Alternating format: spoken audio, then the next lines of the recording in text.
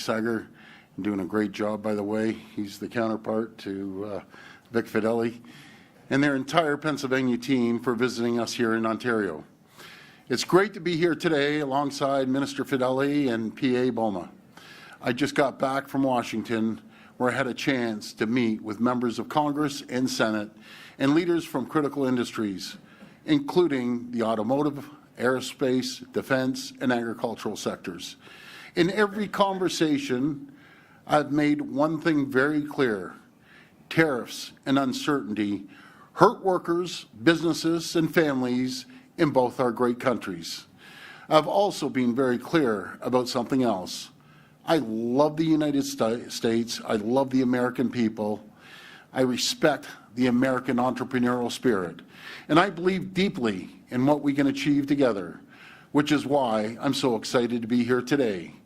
Today is a chance to honor and celebrate the enduring friendship between Pennsylvania and Ontario, no matter the challenges we face. Ontario is the economic engine of Canada and a critical partner to the United States. We are America's closest allies and top customer for more than half the U.S. And by the way, folks, vice versa. We supply the essentials that Americans rely on every single day, including critical minerals such as uranium and rare earths, electricity, manufacturing inputs, and food and health products that support U.S. families and factories and industries. By increasing collaboration through what I call Fortress North America, Canada and the United States and Mexico can stimulate billions of dollars in new investment, create jobs, lower the cost of living for North American families, restrict the flow of unfair imports, and strengthen national security across the continent. Today is a chance to build on that partnership through the Memorandum of Understanding that Governor Shapiro and I are about to sign.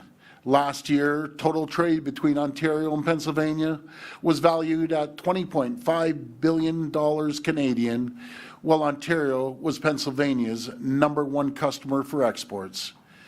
I see a historic opportunity to expand that relationship, create jobs, and make life more affordable in both our jurisdictions. In particular, I'm excited by our agreement to explore increased cross-border energy trade and take advantage of Ontario's historic investments to build and expand nuclear power generation, including the first modular reactors in the G7, upgraded and expanded existing generation stations, and the first new large-scale generating stations in decades. This expansion of our nuclear capacity isn't just creating jobs here in Ontario and it's an opportunity for our friends and allies, including in Pennsylvania, to access secure, reliable, affordable, green energy that will power their own economic growth. That's our vision for Fortress North America, working together to make life more affordable, to create jobs, and to protect North America from external threats. That's why Ontario and Pennsylvania will also expand strategic cooperation in areas that are critical to both regions' economies, including advanced manufacturing in key sectors such as steel, automotive, and electric vehicles, critical minerals, life sciences, technology and AI, agriculture, and forestry, to drive innovation and prosperity for decades to come. With this agreement, Ontario and Pennsylvania also recognize the vital importance of the Great Lakes economy and the need to protect this vital resource for future generations. We're going to keep working with great partners like Governor Shapiro to support workers, make life more affordable, and grow the economy on both sides of the border. I want to thank you and may God bless the people of Pennsylvania and may God bless the people of Ontario. Thank you so much. Now I'll pass it over to the Governor. Thank you, Governor. Thank you very much, Premier Ford, and let me begin by thanking you for your kindness, your hospitality, for your prayers, and for welcoming us here to Toronto. You know, Premier Ford and I first met in Quebec City last October during the Great Lakes and St. Lawrence Governors and Premier Summit, where I was honored to be selected as chairman by my peers. I'm now glad we get to connect again on his home turf to announce this commitment to strengthen the ties between the Commonwealth of Pennsylvania and the province of Ontario, so that we can deepen the work that we already do together to benefit millions of Americans and Canadians. You know, there's only 29 miles between the Port of Erie and Port Dover. There's not a lot of room between us, separating us, and there's an opportunity for us to strengthen our ties and come even closer together. While we may come from two different countries, I know Premier Ford and I work hard every day to create economic opportunity for the lives of the people we were sworn to serve and protect. I must tell you that my mantra is GSD, get stuff done, and Premier Ford shares that, and I appreciate that spirit he brings to his work every day. We share that spirit. The work that we do is guided by a set of shared values, rooted in the ideals of freedom and opportunity for all. That serves as the foundation for our two countries. It's because of those shared values that the stories of our two nations have been so closely intertwined throughout history. As longtime friends and allies, that connection has been strengthened by generations of countrymen who fought alongside one another to defend democracy around the globe. From the fight to defeat fascism overseas to the response to 9/11 when the United States was attacked and Canada stood firmly by our side. But it's not just history and shared values that bind us together. It's also the day-to-day realities that link the prosperity of our two economies. Canada, as you heard from the Premier, is Pennsylvania's largest trading partner. We import about $13.5 billion in U.S. dollars in goods from Canada each year, and that's critically important. Our imports from Ontario represent nearly half of that total amount.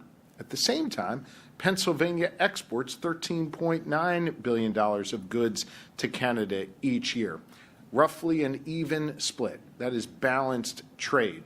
And Ontario accounts for 77% of Pennsylvania exports. Our close ties are also reflected in our tourism sector. Last year, more than 500,000 Canadians visited our Commonwealth, and your countrymen made up a third of all international visitors to Pennsylvania. And I know we are all excited about the World Cup in both Toronto and the city of Philadelphia. That's going to benefit both of our countries.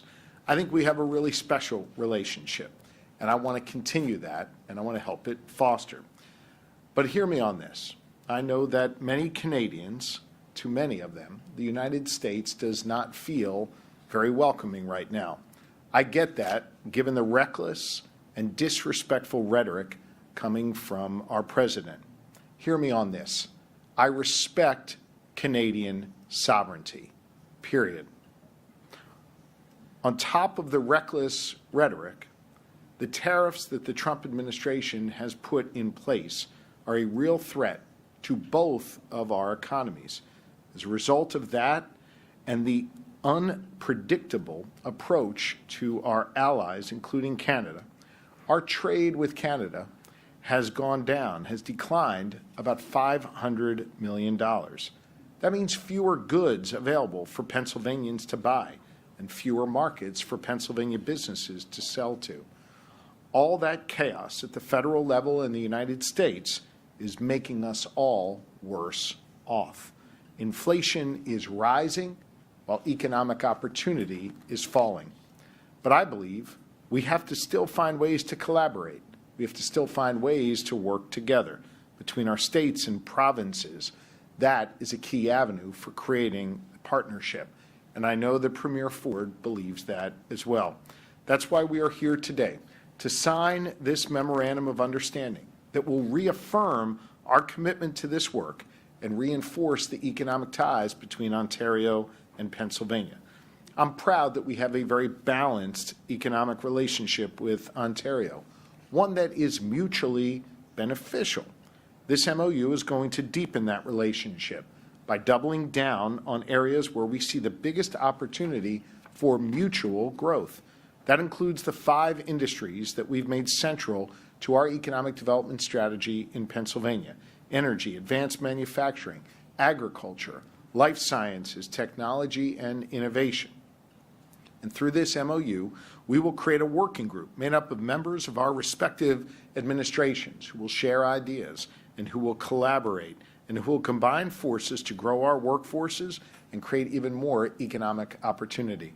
I want to thank Secretary Rick Seiger from my administration for his commitment to this work and his extraordinary efforts to grow the economy in Pennsylvania.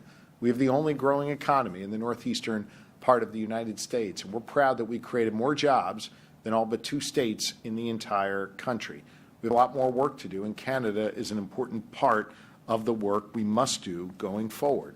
Because I believe when we work together to create jobs, to grow our businesses, to expand our economies, and invest in innovation, we create opportunity for Canadians and Americans. As the Governor of the Commonwealth of Pennsylvania, as Chair of the Great Lakes St. Lawrence Governors and Premiers, I'm committed to building on the foundation that we've laid together to do this work alongside leaders like Premier Ford. This memorandum of understanding builds on the progress that we have already made together, because success for our states and our provinces should not be a zero-sum game. Relationships like ours, the relationship that we have built, this is the foundation for the future of U.S.-Canadian relations. Ontario can succeed, while Pennsylvania succeeds as well. I believe in a future where we can work together to benefit both of our people. And I want you to know I am ready, willing, and able to continue that work alongside Premier Ford and the leaders here in Canada. I look forward to signing this Memorandum of Understanding and then having the Premier answer all of your hard questions. Thanks, Governor. I have a little sip of my water here.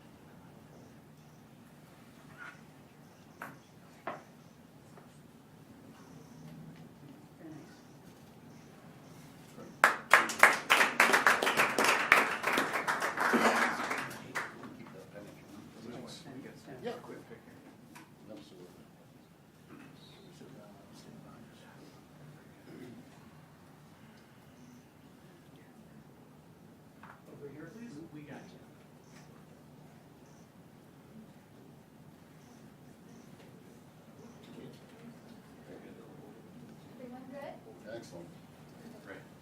Mr. Secretary, I got a pen for you since you have to do all the hard work. All right, we will now take questions from the media. Media present can line up behind me and ask their questions through the microphone. As a friendly reminder, the format is 1 question and 1 follow-up. Please state your name and your outlet before your question.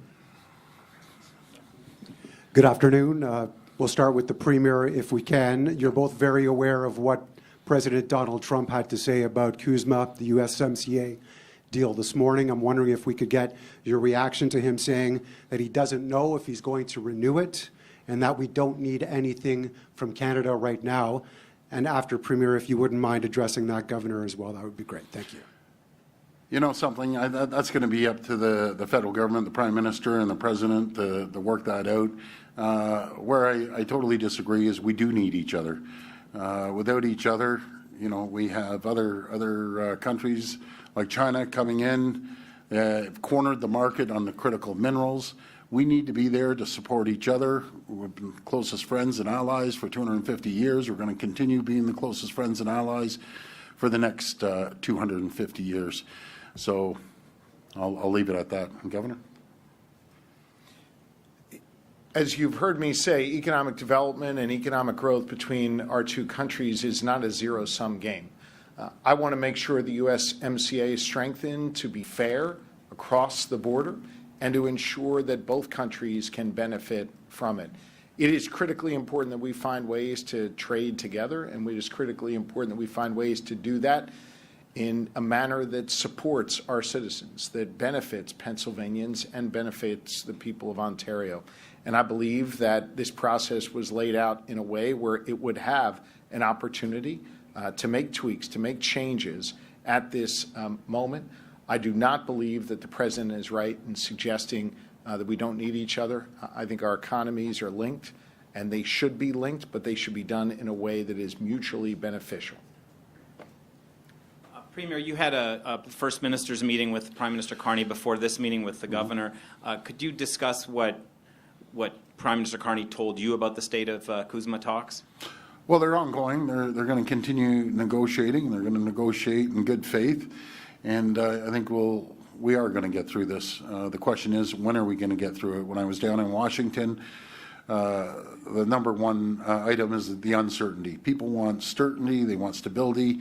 When we have certainty and stability in both countries, you're going to see jobs. We're going to see investment and production increases, lower cost of goods.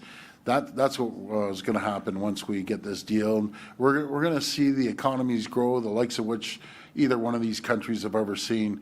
So he's focused on that, and he's encouraged all the premiers, and we're doing this, to go down, continue building relationships with governors and senators and Congress people, and that's the reason we're here today. We're great allies. We're always going to be great allies. We'll be great allies for the Commonwealth of Pennsylvania. I've had an opportunity, as Governor Shapiro said, as soon as I met the governor in Quebec, we hit it off immediately. He's a true leader. He does an incredible job for the people of Pennsylvania, and God willing, he's going to continue doing that for many years to come. Did the Prime Minister, just to follow up, Premier, did the Prime Minister express his concern to you, the Premiers, about what Mr. Trump said this morning?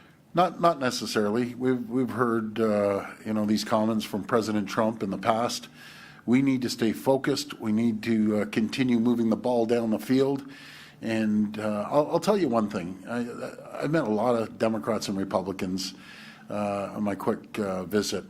Every one of them are saying, we got to get this done. We have to start moving. Because when you have uncertainty, investment gets stalled. And when investment gets stalled, so do jobs get stalled. Prices go up. Inflation starts happening. So we believe that we need to get this done as soon as possible. And I have all the confidence in Governor Shapiro and other governors across the U.S. that they're going to voice their opinion along with the senators and Congress people. Hi, Premier. Laura Stone, Globe and Mail. Yep. It's our understanding that the White House had voiced a lot of concerns and frustrations about the fact that you were holding an event with the U.S. Chamber of Commerce that was then canceled in D.C. What do you make of the fact that the White House, the U.S. administration, seems to have such a deep dislike for you? And do you think that your interventions make any difference? Well, you know something, I just love the American people. I love the U.S. I've said it 1,000 times, no matter what broadcast I'm on. The reception I get when I go down there is second to none. If the president feels, for one reason or another, he made his comments to the chamber, I can tell you, Ross Perot Jr., he's a class act, and we'll reschedule it at a later date. But you're going to have to ask the chamber if that's the case. Oh, sure. Yes. Sure. Can I just add something? If those rumors that President Trump forced the chamber to cancel the meeting are true, then I think Premier Ford should be wearing that as a badge of honor. I think the fact that he stood up, faced truth to power, I think that's standing up for Canada, standing up for Ontario, and I think that's what this is all about.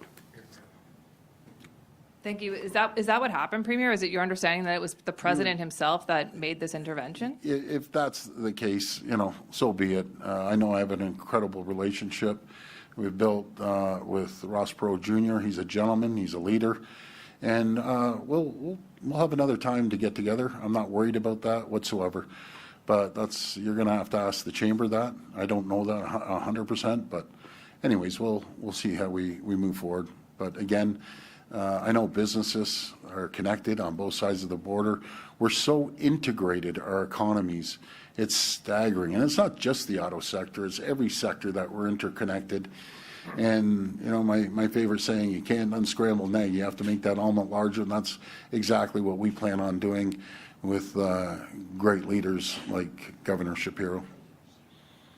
Hi, Premier. Alison Jones of the Canadian Press. Hi, Alison. You made some comments yesterday about the Gordie Howe Bridge. Sounds like you're a little skeptical that this opening might actually go ahead and that you're hearing two stories. Can you expand at all on what those two differing stories are and who you're hearing them from? I don't have 100% details, but I do know they're going to have some sort of ribbon cutting, I guess, on our side of the Gordie Howe Bridge. I also heard, like all of you did, that President Trump is making comments that it's not going to be open.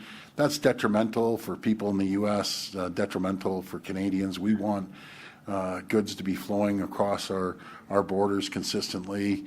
Our other bridge sees about $1 billion a day flow across that bridge. So let's hope President Trump has a change of heart on this, because it hurts his economy and it'll hurt ours too. It sounds like you're not planning on attending the ribbon cutting. I'm just wondering why. Well, it's just basically a ribbon cutting. I'll be attending once we actually open the bridge and we're actually driving across. I can't wait to drive across that bridge. But yeah, I'm not going to be there until that happens. And hopefully it's going to happen sooner than later. Hi, Premier. Lorenda Redekop with CBC Hi, Lorenda. News. Hi. That reception being canceled last minute in Washington, will that cost Ontario taxpayers? As far as I know, nothing. I could be wrong, but I'll double check and get back to you. I understand it was the chamber. It didn't cost me anything or cost us anything. Hi, Premier. This is It was Catherine. being hosted by the chamber. This is Catherine Moras from Radio-Canada. This is about the Alto high-speed rail. There's increasing resistance in Quebec about it. The PQ leader said earlier this week that Quebec might pull out of the project if they get elected. Now there are quite a couple hundred people in Parliament today protesting against it. What do you make of that? Yeah, well, that's something that the federal government has to communicate in Quebec and in Ontario. What can happen, he can't expropriate farmland, so on and so forth. But that's going to be up to the federal government to deal with. That's their plan. I'll let them deal with that. This will be the last reporter. Oh, go ahead.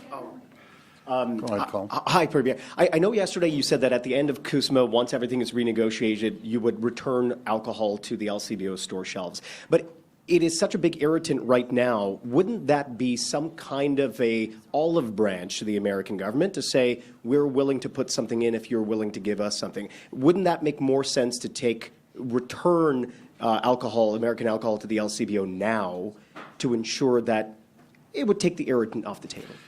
Yeah, I would love to do that once we sign the USMCA deal. What's a real irritant are the billions and billions of dollars of tariffs that cost our steel workers' jobs, our auto workers' jobs, our manufacturing jobs. So the alcohol is about that big compared to manufacturing is that big. So I look forward to bringing alcohol back on the shelves as quickly as possible.